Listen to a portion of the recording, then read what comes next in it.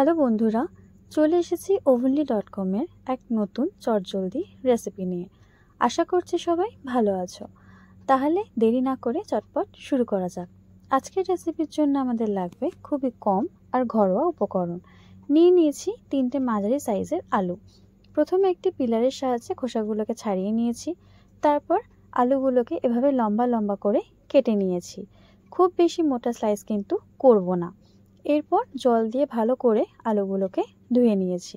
ধোয়া হয়ে গেলে একটা কাঁটা চামচের সাহায্যে এভাবে মাঝখানটা একটু পোক করে দিচ্ছি, কারণ অনেক আলু সিদ্ধ হয়ে যাওয়ার পরও মাঝখানটা কচকচে থাকে, তাই এমনটা করা। তোমরা চাইলে এটা স্কিপও করতে পারো। প্যানে জল বসিয়ে দিয়েছিলাম। গরম হয়ে যেতেই কিছুটা নুন মিশিয়ে নিলাম। এরপর আলুগুলো জলে দিয়ে দিচ্ছি সিদ্ধ করার জন্য। এখানে কিন্তু আলুগুলোকে 7 থেকে 8 মিনিটের বেশি সিদ্ধ করব না, কারণ মাথায় রাখতে হবে আমরা 50% সিদ্ধ করব। এর থেকে বেশি সিদ্ধ হয়ে গেলে কিন্তু ব্যাটারে মেশানোর সময় একদম স্ম্যাশ হয়ে যাবে। দেখো, এখানে কিন্তু আলু একদম আমার সিদ্ধ হয়ে গেছে আর একদম 50%ই সিদ্ধ করেছি। এরপর চলে যাব ব্যাটারটা তৈরি করতে। ব্যাটারের জন্য এখানে আমি নিয়েছি 1/2 কাপ সাদা ময়দা, 1/2 table spoon red chilli powder, 1/2 table spoon oregano আর 1/2 টেবিল স্পুন চিলি ফ্লেক্স। এরপর দিয়ে দিচ্ছি স্বাদ মতো নুন। নুনটা যেহেতু আমি আলু সিদ্ধর সময় জলে দিয়েছিলাম, তাই এখানে পরিমাণ মতন অ্যাড করব। এরপর এই সমস্ত কিছু মিশিয়ে একটা স্মুথ ব্যাটার তৈরি করে নেব। অল্প অল্প করে জল দিয়ে এই ব্যাটারটা তৈরি করব, কারণ খুব পাতলা যেন না হয়।